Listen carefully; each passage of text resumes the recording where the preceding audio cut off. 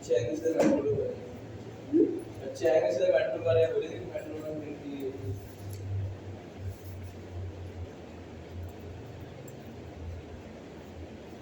हम पढ़ रहे थे अहिंसा के बारे में, जी मैडम। है ना? तो अहिंसा में आपने जो अभी तक देखा कि अहिंसा के मूल कारण क्या है, अहिंसा को हम ठीक कैसे कर सकते हैं और अहिंसा के अंतर्गत जो अनुव्रत हैं हमारे, वो हमें कैसे लाभ पहुंचा सकते हैं। जी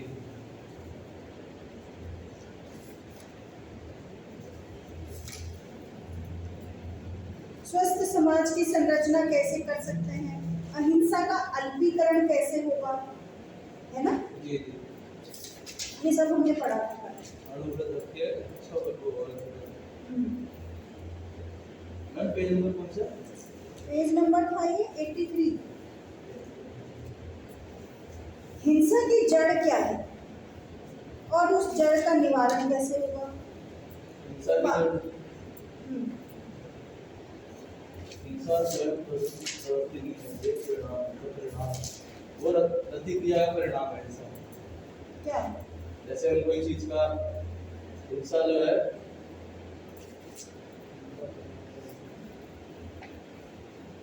जैसे आप लोग करते हैं कभी, या गुस्सा में गुस्सा आता है कभी, तो फिर क्या करते हैं हिंसा करते हैं दूसरों की। तो हिंसा की जड़ क्या है? कल बताया था ना मैंने जी कि जो हिंसा की जड़ होती है वो एक तो या तो क्रोध, क्रोध, लोभ, मोह के वश, जी हमें किसी चीज को पाना है, हमें किसी चीज से मोह है, तो हम अपने मन में विकृतियों को जन्म देने लगते हैं, ठीक है ना? और मन की विकृति जब होती है, एक तो प्रकृति होती है और एक विकृति होती है। प्रकृति का मतलब हम उसको वैसा ही रहने दें, प्रकृति जो उसका मूल स्वभाव है, और विकृति जब हम उसको अपनी तरीके से उसमें बदलाव करने की कोशिश करते हैं, तो प्रकृति जो है वो अपना मूल स्वभाव छोड़ देती है ना? और जो उसका मूल स्वभाव है वो छूट जाता है और विनाशकारी विकृति बन जाती है।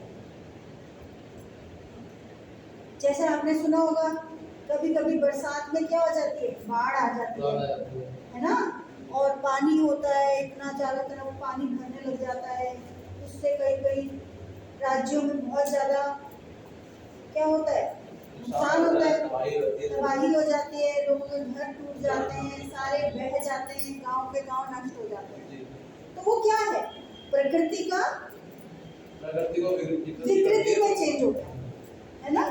जो प्रकृति थी, प्रकृति अपने आप में सुंदर थी, पेड़ थे, पौधे थे, पहाड़ थे सुंदर, लेकिन इंसानों ने उनको छेड़-छेड़ करके उसका जो मूल स्वभाव था, स्वभाव अर्थात जो प्रकृति थी, उसको जब हमने छेड़ा तो उसमें विकृति पैदा हो गई। अब वो विकृति क्या है, उसका क्रोध है, उसके अंदर भी क्रोध की भावना आती है ना। हमारी प्रकृति में क्रोध नहीं है, हम मनुष्य हैं, हम सोचते हैं कि भाई हमें किसी ने छेड़ दिया, गाली दे दी, हमें किसी ने बुरा भला कह दिया, तो हमारा अपना स्वभाव क्या है, शांत रहने का, हम शांत रहना चाहते हैं। हर प्राणी, हर मनुष्य या जीव जगत में जितने भी प्राणी हैं वो शांत रहना चाहते हैं, जब तक कि कोई उन्हें छेड़ता नहीं, या जब तक कि उनकी अपने ही अंदर की कोई दूसरी विकृति जन्म नहीं लेती, तब तक वो शांत रहता है ना? शांत रहता है, लेकिन जब उसको छेड़ दिया जाता है तो फिर वो क्रोधित होगा, और क्रोध में वो क्या करेगा, हिंसा करता है।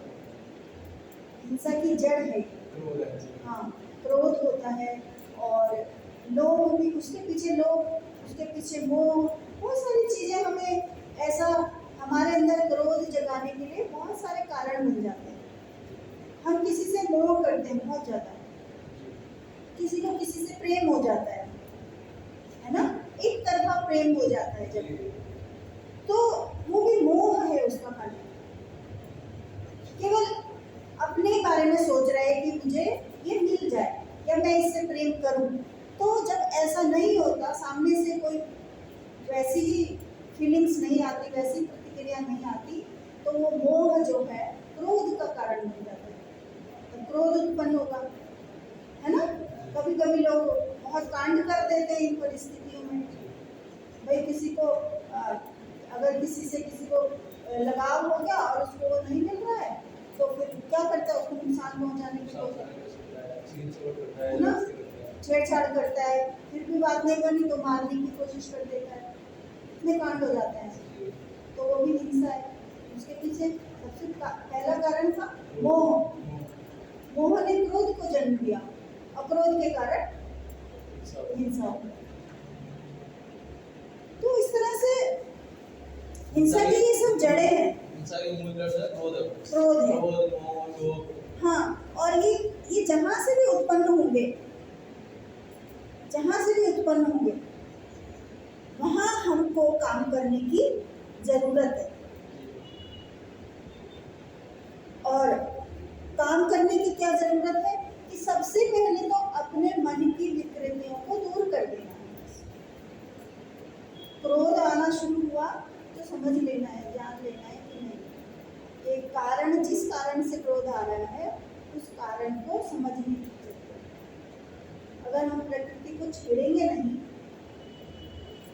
अगर उसको एज इट इज वैसे ही रखो, तो ना तो कोई पहाड़ टूटेगा, ना कोई पेड़ पौधे टूटेंगे, है ना, वायुमंडल सही रहेगा। तो प्रकृति अपना नेचर, अपना अस्तित्व कभी नहीं बिगाड़ना चाहती। तो क्रोधित कब होती है, जब उसके साथ छेड़छाड़ की जाती है। ऐसे ही हम मनुष्यों का भी स्वभाव है, हमारे अंदर भी प्रकृति है। जैसे बाहर आप ये देखते हैं ना, हरा भरा सारा वातावरण, ऐसे हमारे अंदर भी हरा भरा हमारा भी स्वभाव, एक शांत स्वभाव से हम चल रहे हैं, ठीक है।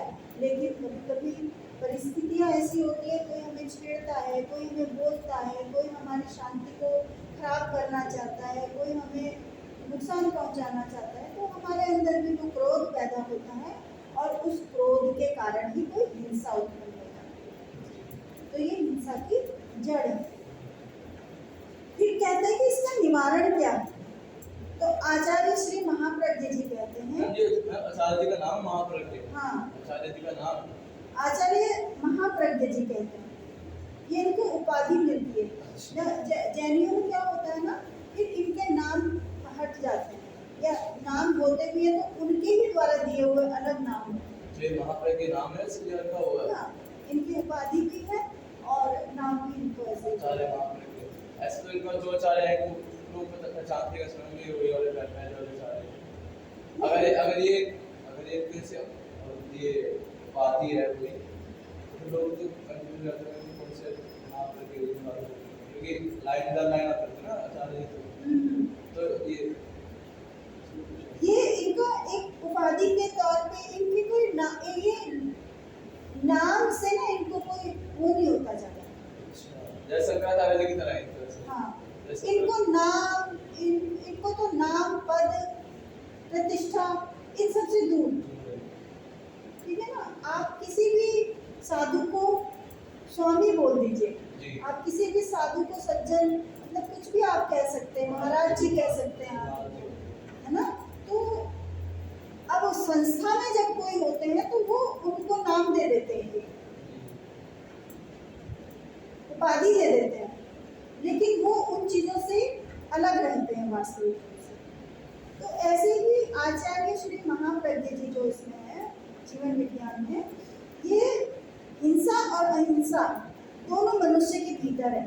मैंने अभी बताया था ना, हिंसा की जड़ हमारे अंदर ही पैदा होती है हिंसा करने की। तो हिंसा की जड़ हमारे भीतर विद्यमान रहती है और अहिंसा की जड़ हमारे भीतर जब होती है तो उसको पकड़ना पड़ता है। और किसे विकसित करना है, किसे सोचना है, किसे रोकना है, ये हमारे ध्यान देने की चीजें हैं। यदि हम अहिंसा और अहिंसा दोनों ही हमारे अंदर हैं, हिंसा और अहिंसा, तो हम अपने ध्यान के बल पर, अपनी योग्यता के बल पर, अपने ज्ञान के बल पर जितना ज़्यादा हमने ज्ञान प्राप्त कर रखा है उस और जितना ज़्यादा हमारा संकल्प मजबूत है उसी के आधार पर हम उसे तोड़ सकते हैं। वरना तो क्या होता है, स्वाभाविक रूप से तो व्यक्ति बहुत ज़्यादा हिंसक प्रवृत्ति में आ जाता है ना। अहिंसक बनना बहुत मुश्किल का काम है, पूर्ण रूप से इतना आसान काम नहीं है। और हिंसा मानसिक, वाचिक, है ना, शारीरिक, शाब्दिक कई प्रकार से मैंने बताई थी उस दिन आपको। कितनी भी प्रकार से अगर हम किसी को कष्ट पहुंचा रहे हैं, उसके भावनाओं को ठेस पहुंचा रहे हैं, तो हिंसा की प्रवृत्ति में आ रहे हैं। तो ऐसे ही उन्होंने कहा है कि यदि आप इनको समझ सको, यदि इनको आप समझ सकते हो, तभी आप अपने अंदर से प्रेक्षा ध्यान के द्वारा देख सकते हो कि मैं इन हिंसक प्रवृत्ति को कैसे छोड़ूं। भाई प्रकृति जो बाहर दिखाई दे रही है वो जड़ है, उसको शास्त्रों में जड़ बताया गया है। लेकिन जो मनुष्य है, प्राणी है, जीव जगत है, वो चेतन है। ठीक है, क्योंकि हमारे अंदर क्या है, आत्मा का अंश है। तो इसलिए हमको चलाने वाला कोई ना कोई है। आत्मा रूपी तत्व के अंतर्गत ही हमारी प्रकृति चल रही है। ठीक है, क्योंकि यदि शरीर अलग हो जाता है, आत्मा अलग हो जाती है, तो फिर शरीर का कोई अस्तित्व बचता नहीं है। शरीर तो लोग फटाफट बोलते हैं कि चलो भाई शरीर को अब जलाने की तैयारी करो। जब व्यक्ति मरता है तो क्या निकलता है, उसकी चेतना चली जाती है, उसकी आत्मा चली जाती है, बाकी जो वेस्ट मटेरियल है वो छूट जाता है ना। तो ये माया है, ये जड़ है। तो इन चीजों को अलग करके जो सोच रहे हैं, विचार कर रहे हैं, वो किससे कर रहे हैं, हम आत्मा से। ठीक है ना, मैंने एक दिन पहले भी आपको क्लास में बताया था कि सबसे ज्यादा विवेक मनुष्य के अंदर है। मनुष्य मात्र में सबसे ज्यादा विवेक भरा गया है, सभी प्राणियों से ज्यादा है। जितना अच्छा मनुष्य सोच सकता है उतना अन्य प्राणी भी सोच सकते हैं, और सोचने के बाद हम उसको क्रियान्वित कर सकते हैं, कर्म को बना सकते हैं अपना। और आपको ये भी आपने सुना होगा, शास्त्रों में कई बार कहा जाता है, कितने लाख करोड़ योनियां पार करके तब हम मनुष्य शरीर मिलता है ना। तो इसीलिए मिलता है कि इस मनुष्य शरीर में आकर हम शायद कुछ अच्छा कर सकें, और अच्छा करके फिर से अपने जीवन का उत्थान कर सके और उस मोक्ष की प्राप्ति की ओर जा सके। वरना तो भोगने के लिए सारे प्राणी आ रहे हैं, सब प्राणी भोगने के लिए आते थे। अपना हिंसा करनी है, दूसरे को मारना है, दूसरे को काटना है, दूसरे को भोग कर। हिंसक पशु कितने होते हैं, है ना। अब उन हिंसक पशुओं में भी हिंसा किस लिए होती है, क्यों हिंसक बनते हैं, भोगने के लिए बनते हैं। हाँ, भोगने के लिए बनते हैं। उनके अंदर क्या नहीं है, चेतना नहीं। चेतना तो है, चेतना है तो जिंदा है। जो भी जीवित है, जो चल रहा है, उसके अंदर चेतना है। जो बढ़ रहा है उसके अंदर चेतना है। प्रकृति में हाँ, सोचने की क्षमता नहीं है उनके पास, उनके अंदर विवेक नहीं है।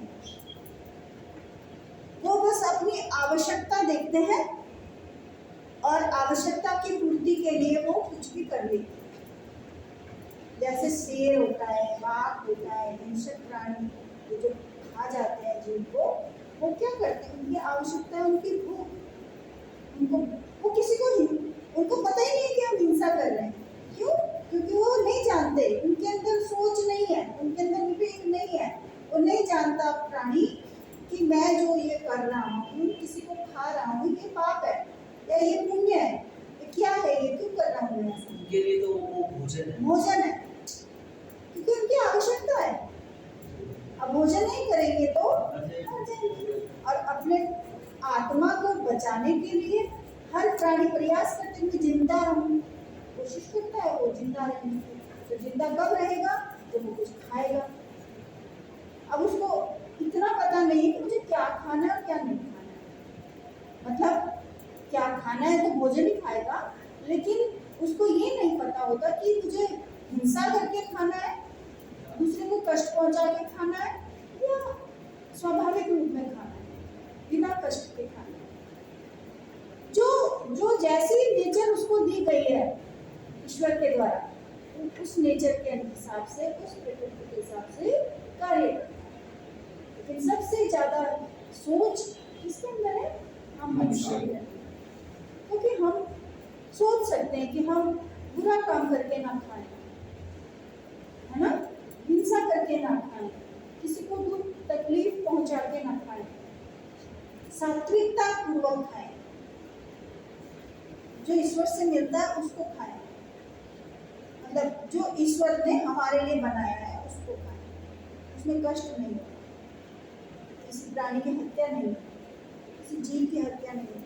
तो यदि ऐसा करेंगे तो हिंसा का निवारण होगा। ऐसी भाव से, ऐसी प्रकृति से यदि होता है तो हिंसा का निवारण होता है।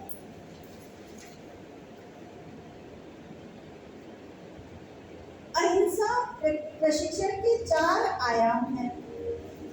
4 आयामों में उन्होंने बताया है कि सबसे पहले तो हृदय परिवर्तन, दृष्टिकोण परिवर्तन, जीवन शैली परिवर्तन करो और संरचनात्मक परिवर्तन।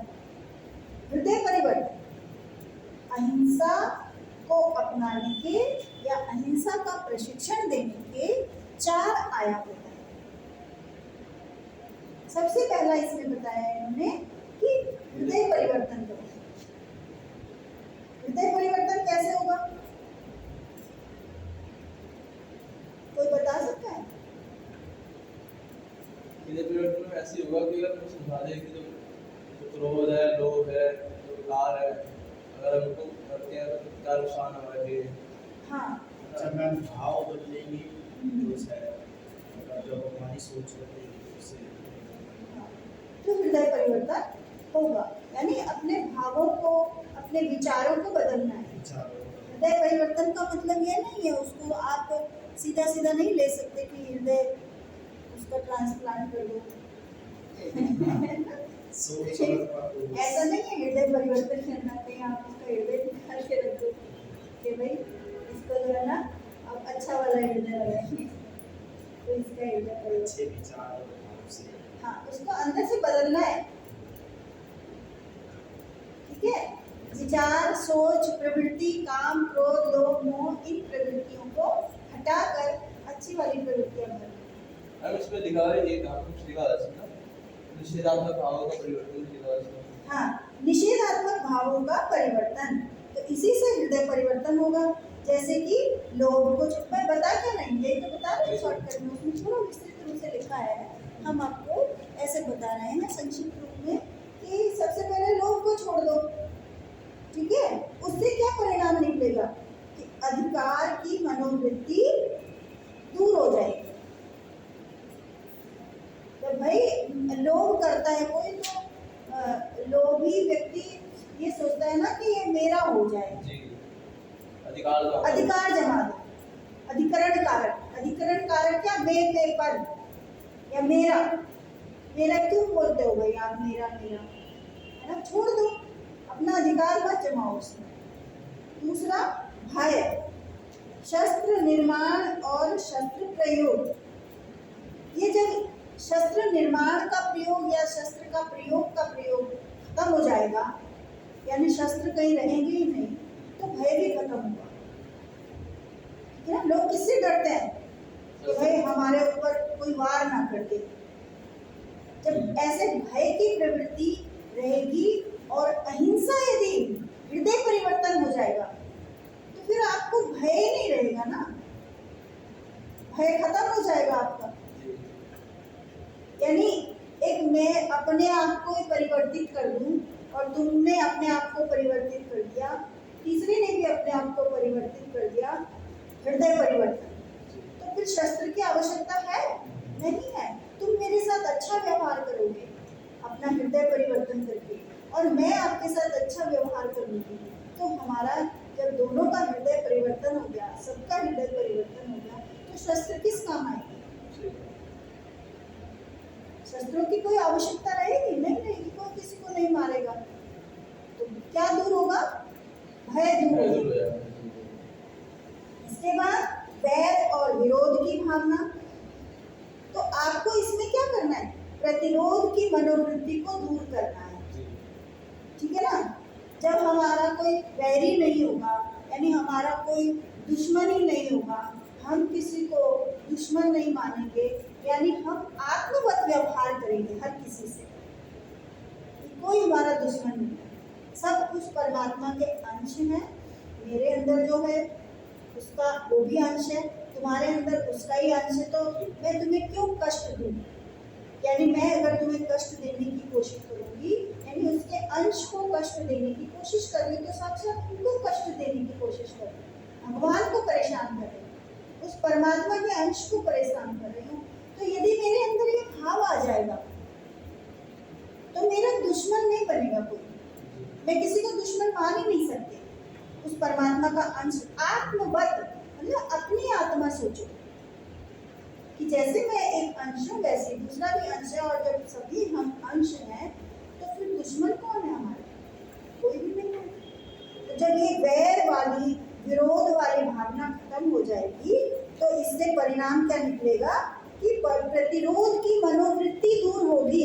प्रतिरोध जो कॉम्पिटिशन हम कॉम्पिटिटिव बना लेते हैं ना अपने एक दूसरे को, कि नहीं भाई ये नहीं तो तब मैं होगा, इसको खत्म कर देंगे तभी मेरी जीत होगी, इसको हटाना है, इसको भगाना है, इसको मारना है। ये प्रतिरोध की प्रतिशोध की भावना जो हमारे अंदर है, इस वृत्ति का क्या हो जाएगा? दूर हो जाएगा। वो विकृति जो है दूर हो जाएगी और प्रकृति बन जाएगी।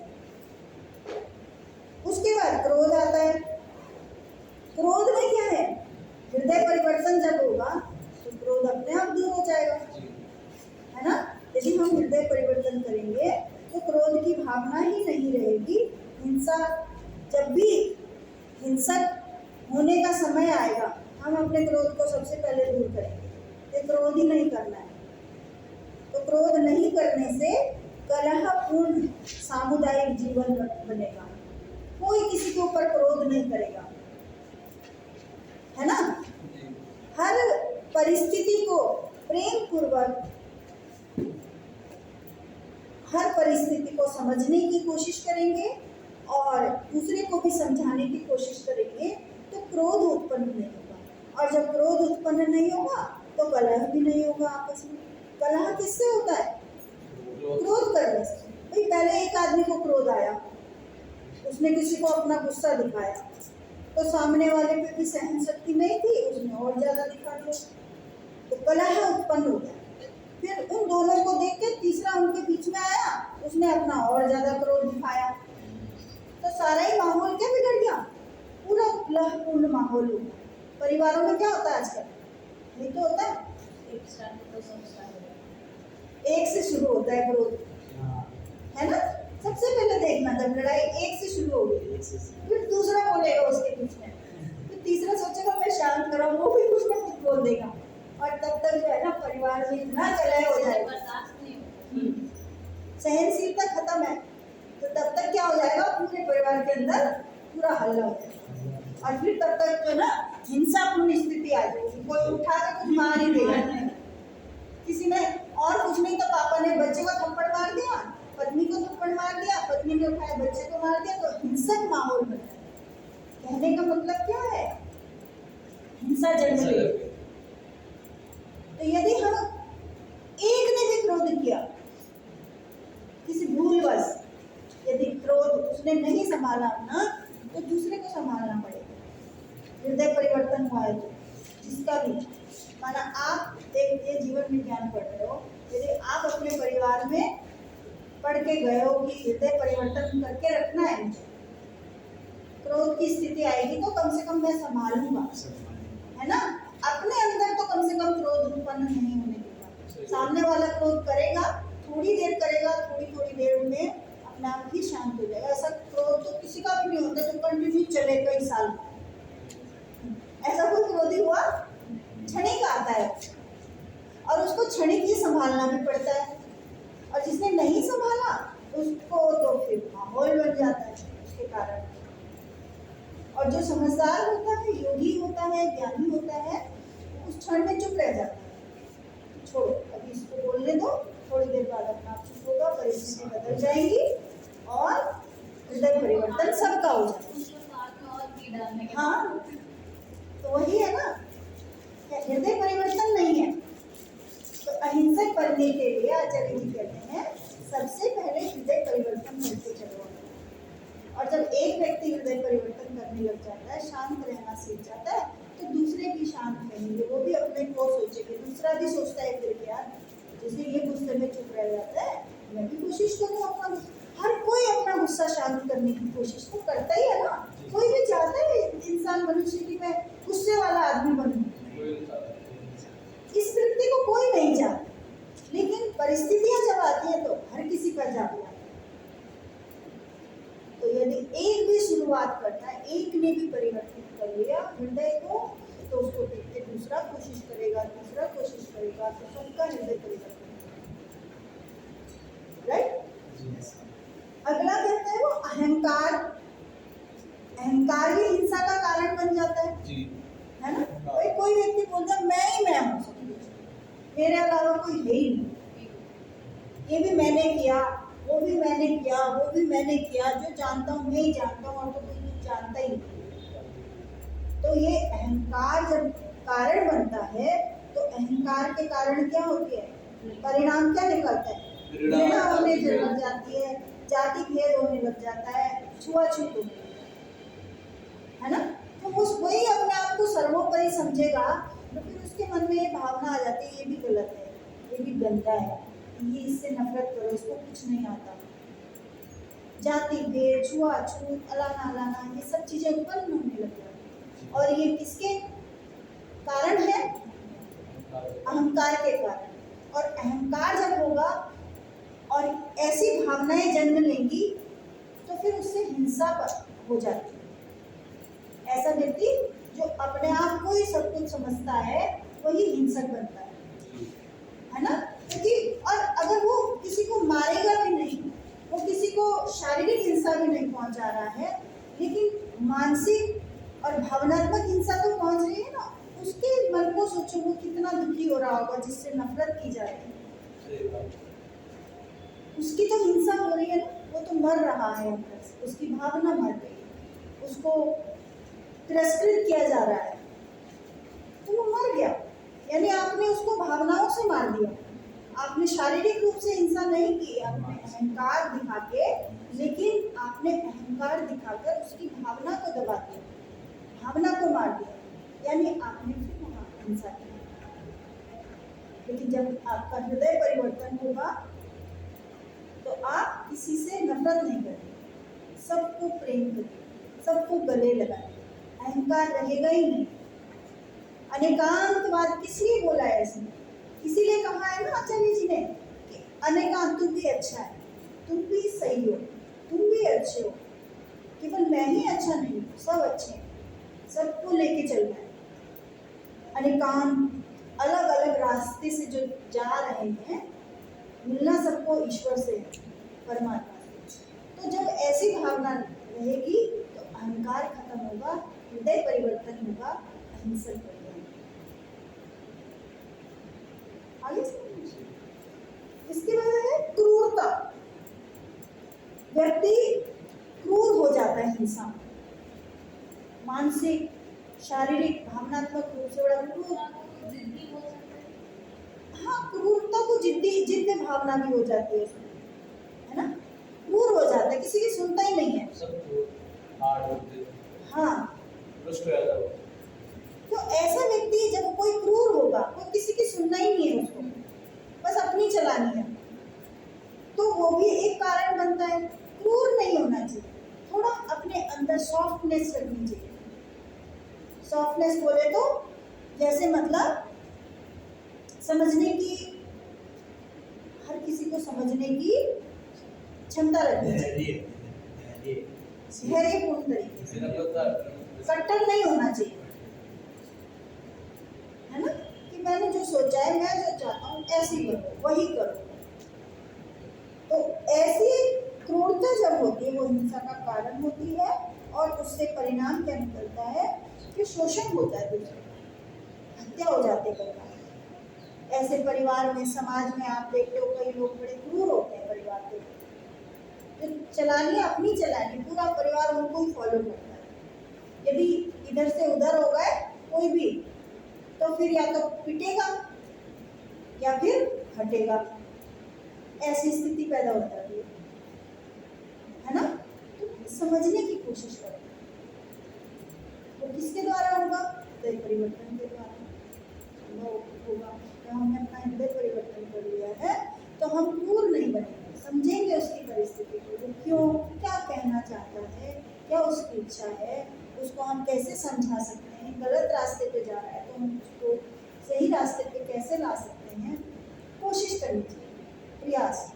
और अपनी सबसे पहले जब अपनी क्रूरता को हम कम करेंगे तभी हम दूसरे को समझ सकते हैं। असहिष्णुता है ना, फिर कहते हैं असहिष्णु होना, तो इससे सांप्रदायिक झगड़े पैदा होते हैं। असहिष्णुता, सहिष्णुता से क्या मतलब समझते हो आप? सहन करना। हाँ, मतलब सहिष्णु कहते हैं सहन करते रहना, और असहिष्णुता हिंसा का कारण बनती है कि हमसे छोटी छोटी चीजें भी सहन नहीं होती, है ना। असहिष्णु हो जाते हैं, जरा सा भी किसी ने कुछ कह दिया हमें, हमको तुरंत क्रोध आ गया। कोई बात नहीं, छोटी छोटी बातें जीवन में होती रहती हैं बहुत। तो यदि हम असहिष्णु बनेंगे तो सहिष्णु बनेंगे, और असहिष्णु रहेंगे तो हिंसा का कारण बन जाएंगे, जिससे कि सांप्रदायिक झगड़े पैदा होते हैं। असहिष्णुता के कारण ही तो झगड़े पैदा होते हैं, सांप्रदायिक झगड़े। सांप्रदायिक झगड़े बोले तो भाई हम दूसरों को भड़काने की कोशिश करते हैं, या हमसे कोई चीज़ सहन नहीं होती तो हम दूसरे को भी बोलते हैं देखो इसने ऐसे कर दिया, उसने ऐसे कर दिया, तो फिर वो भी बोलते हैं, एक ग्रुप बन जाता है, और ग्रुप के कारण वो सांप्रदायिकता पैदा हो जाती है, झगड़े बन जाते हैं। कई सारे लोग उनके एक को दोष देते हैं कि हाँ ये तो सच में गलत है, इसने तो ऐसे कर दिया, है ना। तो ऐसे अगर आपको किसी ने थोड़ा बहुत कुछ कह भी दिया, छोटी मोटी बातें हैं लाइफ में होती रहती हैं, आप उसे इग्नोर कर दो, किसी से मत कहो, या उस आग को फैलाने की कोशिश नहीं करनी चाहिए। यदि हम फैलाने की कोशिश करते हैं तो 1 से 2, 2 से 3 तो सांप्रदायिकता बढ़ती है और झगड़े पैदा होते हैं। तो यहाँ पे कहा जाता है कि आपको अहिंसक यदि बनना है तो अपने अंदर के असहिष्णुता को समाप्त करना होगा। कैसे बनना होगा? सहिष्णुता अपने अंदर लानी है, अपने हृदय में सहिष्णुता का भाव उत्पन्न करना है। ठीक है, तो ये निषेधात्मक भाव जो है ये व्यक्ति को हिंसक बनाते हैं, और हृदय परिवर्तन का तात्पर्य है कि संवेगों का परिष्कार करना, यानी संवेग अर्थात जो हमारे अंदर उत्पन्न होने वाली जो शक्तियां हैं उनको हम सुधार लें, नकारात्मक शक्तियों को सकारात्मक शक्तियों में परिवर्तित करें। हृदय परिवर्तन तब होगा, शक्ति तो रहती है विद्यमान, ऐसा तो नहीं है कि हम भाई सभी चीजें छोड़ देंगे, क्रोध भी छोड़ दिया, लोभ भी छोड़ दिया, मोह भी छोड़ दिया और सब छोड़ दिया हमने, तो हम तो बिल्कुल खाली हो गए, जीरो बन जाएंगे। क्योंकि ये तो अंदर की चीज है, भाव है, ये संवेग है, इनके कारण कुछ न कुछ होता है।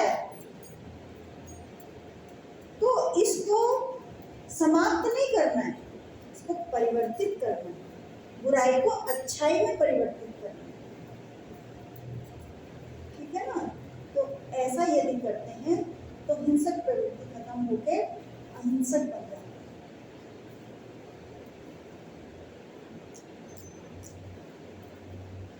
मैम मेरा एक सवाल है, हाँ बोलो। क्या हम जैसे जो क्रोध होता है या ये जो विचार होते हैं, क्या हम इनको कभी इनको समाप्त नहीं कर सकते ना? वैसे परिवर्तन कर सकते हैं, समाप्त नहीं कर सकते।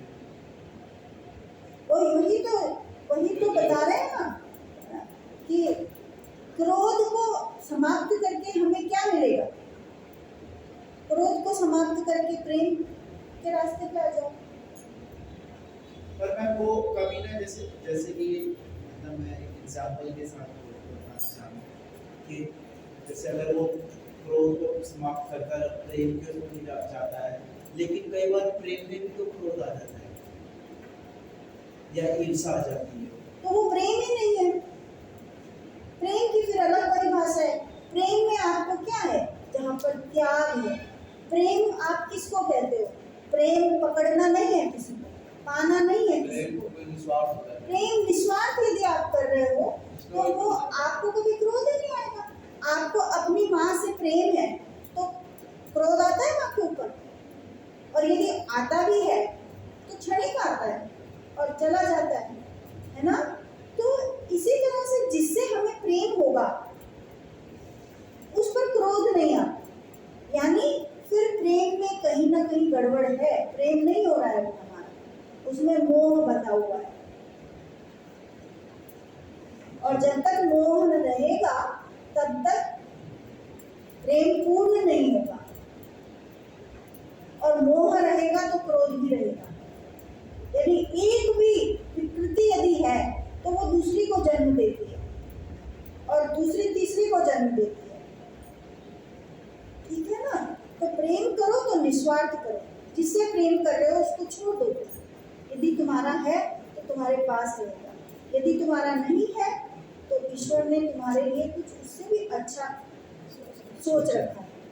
ये भावना स्वीकार करो, हृदय परिवर्तन कर दो। यही तो कहा जा रहा है कि हृदय को किसी न किसी रूप से परिवर्तित करते रहो, मतलब विकार आने ही ना पाए। जो भी विकार जन्म ले रहा है, क्रोध जन्म ले रहा है तो मोह के कारण ले रहा है। भाई तुम प्रेक्षा करो ना, तुम अनुप्रेक्षा करो, कारण ढूंढो कि मैं तो इससे प्यार करता हूँ बहुत, और पर ये मेरे अकॉर्डिंग नहीं चल रहा है तो मुझे क्रोध आ गया। तुम क्यों चलाना चाह रहे हो उसको अपने अकॉर्डिंग? तुम तो उससे प्रेम करते हो ना। तो प्रेम में क्या है? समर्पण होता है। वो जैसा है वैसा स्वीकार करो और वो जो चाहता है वो करो। देखो मीरा तो कृष्ण के प्रेम में लीन हो गई और मर गई, मतलब त्याग गई शरीर को, समर्पण किया ना, तो वो प्रेम है। प्रेम में लेकिन कहीं और उसने कभी कहा कि नहीं? हाँ, प्रेम होता ही नहीं है। जो जैसा उसने कभी कहा कृष्ण को कि नहीं कृष्ण तुम तो बड़े दुष्ट हो, मैं तो तुमसे इतना प्रेम करती हूँ और तुम तो आए नहीं हो, तुम तो मुझे मिल ही नहीं रहे हो, मैं तुमसे क्यों प्रेम करूँ? उठाती और कहीं मार देती। तो भाई मैं तो इतना प्रेम कर रही हूँ, अगले बंदे को कोई फर्क ही नहीं पड़ रहा है। कृष्ण तो कृष्ण थे, उनको तो संसार का उद्धार करने के लिए यहाँ आना था ना, केवल मीरा को पाने के लिए थोड़ी वो आए थे। पर मीरा ने उनको अपने आप को समर्पित कर दिया, कोई अपेक्षा ही नहीं कि वो जैसे हैं, अच्छे हैं या बुरे हैं। कहीं कहीं कृष्ण को बुरा भी कहा जाता है। बहुत से लोग कहते हैं अपनी अपनी दृष्टिकोण से कि वो ऐसे थे, वो वैसे थे, वो लड़कियों के उन्होंने वस्त्र चुराए हैं और इतना रास रचा है। तो अलग अलग दृष्टिकोण है, बुरा कहने वालों के लिए बुरे हैं वो। लेकिन मीरा ने, राधा ने कभी बुरा नहीं कहा, क्योंकि प्रेम में समर्पित थी। जैसे है वैसे को ही समर्पित होगी। तो गलत समुदाय के लोग ने बदनाम किया है। हाँ, ऐसे थे नहीं कृष्ण, लेकिन वही मैं कह रही हूँ, इसको कहते हैं दृष्टिकोण। हम क्या देख रहे हैं? हम अच्छा उनमें देखेंगे तो अच्छा ही बोलेंगे। जिसका जैसा दृष्टिकोण, नकारात्मक लोगों का नकारात्मक दृष्टिकोण था तो उन्होंने बुराइयां देखी और राधा मीरा ने उसमें अच्छाई देखी तो अच्छाई के लिए समर्पित हुई, तो वो प्रेम है। प्रेम ये नहीं होता है आजकल की तरह कि मैं प्रेम कर रहा हूँ भाई तू भी कर जबरदस्ती, नहीं तो तू पिटेगा फिर या पिटेगी ये प्रेम है, ये देखिए प्रेम नहीं, हाँ वो है, तो तुम भी करो मेरे हाँ, कॉम्प्रोमाइज कॉम्प्रोमाइज कर रहा तो तुम भी करो मेरे लिए। जबरदस्ती क्यों करो भाई, उसका मन नहीं है कॉम्प्रोमाइज करने का, ऊपर वाली बात हो गई। वो अपनी सोच का है इंसान, उसको जैसा चलना है वो वैसे चलेगा। भाई प्रेम तो तुम्हारे अंदर जागृत हुआ है ना, तो तुम सब चलते हो समर्पित हो के उसके अकॉर्डिंग। और यदि तुमको बुरा लग रहा है तो छोड़ दो उस प्रेम को, साफ सीधी सी बात है भाई, ये तो है ना, क्यों इतना उलझना है, नहीं अपना पसंद आ रहा है। कभी कभी किसी गलत व्यक्ति से प्रेम हो गया, भाई देखो सूरत देख ली कि हाँ बहुत सुंदर है एकदम, और जब उसके कारनामे देखे अक्सर अच्छा ऐसे ही नहीं होता है लगा। आजकल तो। हाँ आजकल देखते हैं लोग, हाँ सुंदर है, सूरत देख के ही आकर्षण में लोग, आकर्षण में लोग प्रेम हो जाते हैं आजकल। हाँ, तो वो प्रेम पहले तो आकर्षण दिखा, जबकि वो प्रेम नहीं था, प्रेम हो गया कि भाई सुंदर है, दिख रहा है तो बहुत अच्छा है, चलो चलते हैं इसके साथ। और कुछ दिन बाद उसकी प्रवृत्ति पता चलने लगी विकृति अंदर की, तो फिर गुस्सा आ गया, फिर सोचा कि अरे ये तो बेकार ही प्रेम निकला, है ना। तो फिर अगर वो उसको सुधारने की कोशिश हुई कि तुम चलो ऐसे, मैंने तो तुमको बहुत अच्छा समझा था, तुम तो अच्छे हो ही नहीं, तुम अच्छे बनो। अब वो कैसे बनेगा अच्छा जब उसकी प्रकृति, उसके कर्म, उसके संस्कार उसको अलाउड नहीं कर रहे हैं अच्छा बनेगा, तो वो नहीं बनेगा। फिर तुमने क्या किया, तुमने उसको सुधारने की कोशिशें की और और चीजें बिगड़ गई। है ना, तो तुमने फिर उस प्रेम का जो है ना बहुत सत्यानाश कर दिया जो प्रेम शुरू में देखा था। तो ऐसा प्रेम करना चाहता है कोई, तुम लोगों में से चाहते कोई ऐसे ऐसा कोई नहीं करना चाहता है ना, सब लोग ये देखते हैं कि भाई ठीक है, यदि जैसा है वैसा ही स्वीकार करो। स्वीकार और यदि नहीं है तो छोड़ दो। नहीं तो फिर वही हिंसा। हाँ, हिंसक मत बनो। ये हम जो चैप्टर पढ़ रहे हैं ना, अहिंसा का पढ़ रहे हैं, तो हमें अहिंसक बन के कैसे रहना है, ये बात बताइए। अगर लग रहा है कि नहीं बन रहा तो उसका क्या करो, वो कल जो हम चैप्टर पढ़ रहे थे ना, क्या था उसमें, पहले उसको समझाओ, फिर मौन हो जाओ, फिर छोड़ दो। यदि तुम्हारा शुरू में किसी से आकर्षण हुआ, नहीं अच्छा लगा, तो छोड़ो। और यदि तुम थोड़ा बहुत उसके साथ चलना ढलना की हिम्मत रखते हो तो बढ़ो आगे जीवन में, है ना। और पर कभी भी ये मत करो कि ये मेरे अकॉर्डिंग चले। देखो, हर प्राणी, हर व्यक्ति, हर मनुष्य अपना प्रारब्ध लेकर आता है, अपना कर्म लेकर आता है, और अपने ही कर्मों के अकॉर्डिंग वो अपने संस्कार से चल रहा है।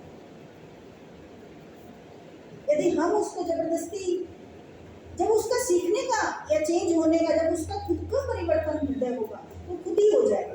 फिर आपके आग्रह से, वो बताया था ना शब्द आग्रह और निराग्रह क्या है, समझा था आपने, कौन कौन थे उस दिन की क्लास में। आग्रह और निराग्रह, इससे पहले का चैप्टर जो था जीवन विज्ञान। आग्रह मीन्स जबरदस्ती नहीं करनी किसी से। आग्रह माने हम विनती करना है, विनती करना। विनती तो दो तरह से होती है, एक तो हम जबरदस्ती विनती करा रहे हैं, एक हम नम्रता पूर्वक विनती कर रहे हैं। तो आग्रह भी दो तरह से ही कर सकते हैं, विनती पूर्वक, अगर मान लिया तो ठीक, नहीं माना तो वो निराग्रह में चला जाए। और एक आग्रह हम करते हैं कि नहीं नहीं भाई तुम्हें आज दाल चावल खाने ही खाने हैं, भाई मेरे घर आए हो, खाओ आज, ये तो सत्कार हो जाएगा, ये तो मेरा निरादर हो जाएगा। उसको नहीं खाना है, उसको बीमारी है, उसको कोई परेशानी है, तुम आग्रह कर रहे हो जबरदस्ती। लोग नहीं मानते, व्यवस्थित बात है ऐसे। चाय पियो भाई जबरदस्ती, जब नहीं पियोगे तो तुम्हारा मान कर देगा, तुम ऐसे करोगे, ऐसे बोलते हैं। तो ऐसा आग्रह नहीं, यदि उसको क्षति पहुंच रही है तो ऐसा आग्रह क्यों कर रहे हो। आप निराग्रह बने, भाई तुमको अच्छा लग रहा है, हमने सत्कार किया, आपको अच्छा लग रहा है तो आप स्वीकार करो, नहीं तो कोई बात नहीं। भावनात्मक आग्रह कर लिया, भावनात्मक रूप से हम समझ लेंगे कि आपने स्वीकार किया, है ना। तो यदि ऐसा होता है कि हम फोर्सफुली किसी के आग्रह कर लेते हैं या निराग्रह बने रहना चाहिए। इसमें महाप्रज्ञ जी आचार्य जी हमें कहते हैं कि किसी पर कभी कोई किसी चीज का दबाव डालो ही मत। व्यक्ति का जैसा संस्कार है, व्यक्ति का जैसा प्रारब्ध है, कर्म है उसका, वो अपने कर्मों से अपने फल भोगने के लिए आया हुआ है। अपने कर्म अपना फल भोग रहा है, किसी का किसी पर कोई असर होने ही वाला नहीं है। और यदि हो रहा है तो उसका अच्छा संस्कार है, वो स्वीकार कर रहा है, उसमें परिवर्तन करने की क्षमता है और अच्छी चीजों को स्वीकार कर रहा है। यदि नहीं कर रहा है तो आप भी उसको फोर्सफुली ज्यादा दबाव मत डालो, आग्रह मत करो। और इसी तरह से हृदय परिवर्तन। दूसरा क्या था इसमें पॉइंट? दूसरा उन्होंने बताया था, एक तो हम हृदय परिवर्तन कर सकते हैं, दूसरा दृष्टिकोण परिवर्तन। अहिंसा प्रशिक्षण के 4 आयाम बताए जा रहे हैं। सतीश जी, आज का जो चैप्टर है अहिंसा प्रशिक्षण के 4 आयाम, एक हृदय परिवर्तन करके, दूसरा दृष्टिकोण परिवर्तन करके। दृष्टिकोण की बात मैंने एक दिन आपको पहले भी बताई थी, है ना, कि हम अपना दृष्टिकोण कैसे परिवर्तित करें, यानी हम सकारात्मक देख रहे हैं या नकारात्मक देख रहे हैं। यदि आप हृदय परिवर्तन करके अहिंसक नहीं बन सकते या हिंसा की प्रवृत्ति को नहीं, आप हृदय परिवर्तन के अंदर इतनी सारी चीजें बताई हैं, यदि ये भी नहीं हो पाती हैं तो दृष्टिकोण परिवर्तन कर लो। ठीक है ना, किसी चीज को बुरा सोचो ही मत, देखो ही मत, उसमें जो अच्छाई है बस उसको ढूंढ लो, अपना दृष्टिकोण सही रखो। और उसके बाद जब आपका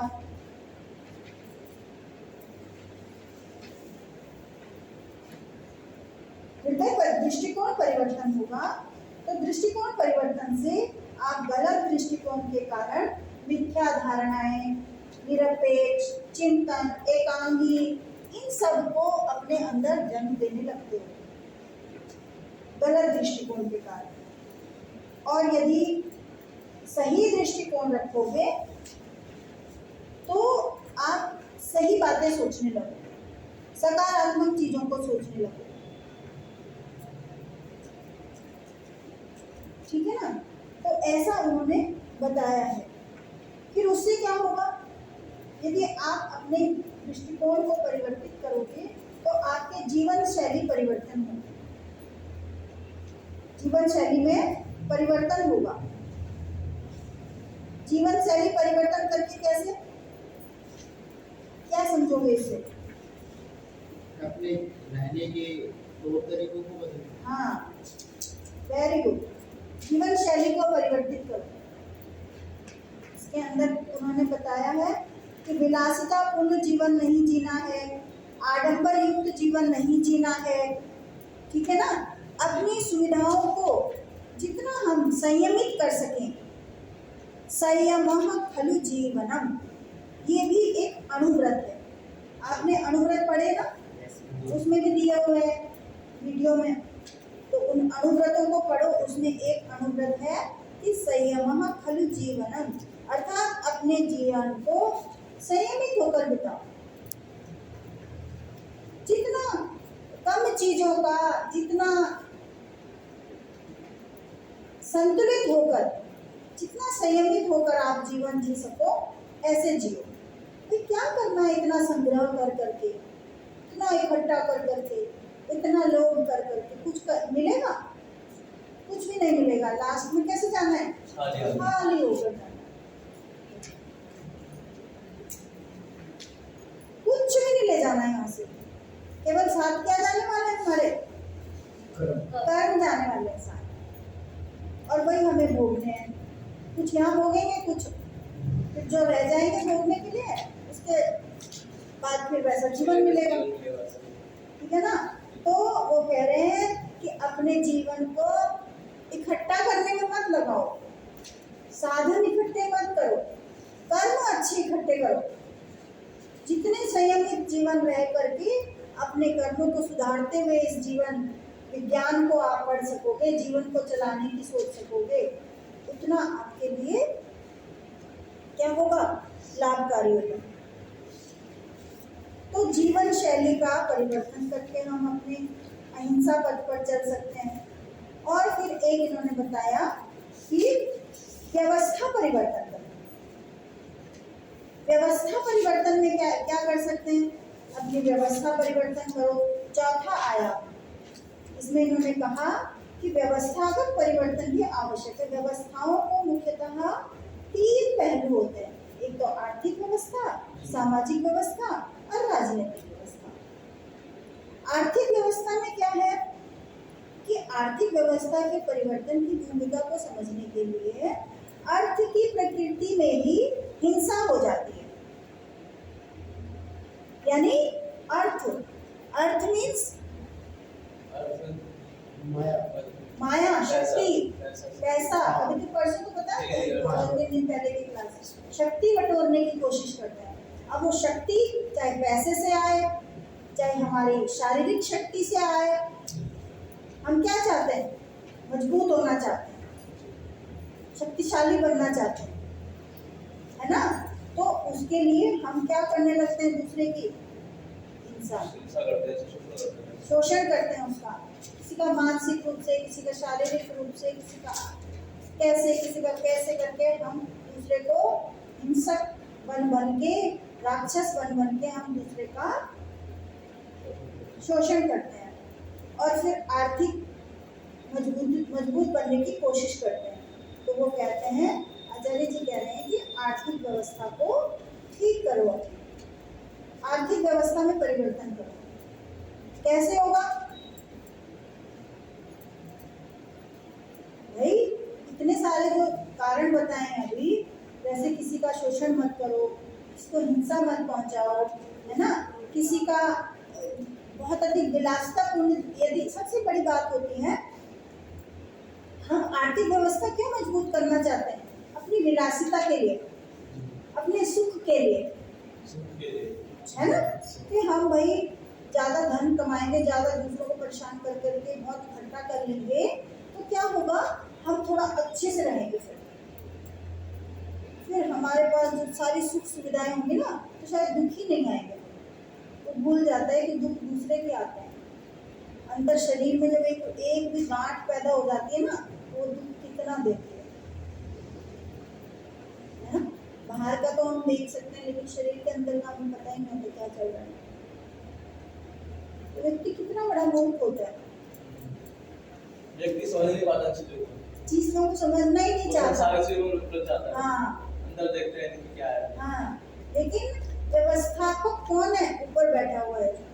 यदि हम गलत व्यवस्थाएं चालू करते हैं, तो ऊपर से सही व्यवस्था करता है, इकट्ठा मैं तेरे अंदर ये करने वाला है ना। तो फिर ऐसी चीजें इकट्ठी क्यों करें हम, उस विलासिता में हमें सुख ही नहीं है। जब तक हमने पूरा धन कमाया, पूरी जिंदगी इकट्ठा किया बहुत सारा, लास्ट में बंदे को बहुत बड़ी बीमारी हो गई, जो धन भी काम नहीं आया, कोई ऑर्गन खराब हो गया शरीर के अंदर का, तो क्या वो धन तो धन रखा रह गया उसके साथ।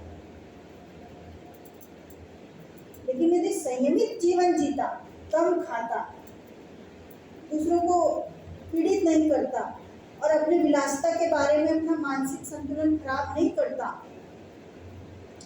शांत रहता, थोड़ा खाता, तो हो सकता है शरीर भी साथ रहता, शरीर के ऑर्गन खराब नहीं होते, है ना। तो यही सोच यदि परिवर्तित हो जाए दृष्टिकोण के द्वारा, इसके व्यवस्था के द्वारा, हम अपनी व्यवस्था, अपनी विलासिता को संयमित रूप से जीने वाली व्यवस्था में विश्वास करने लगे और उसके अकॉर्डिंग चले, तो फिर हमें ऐसी व्यवस्था का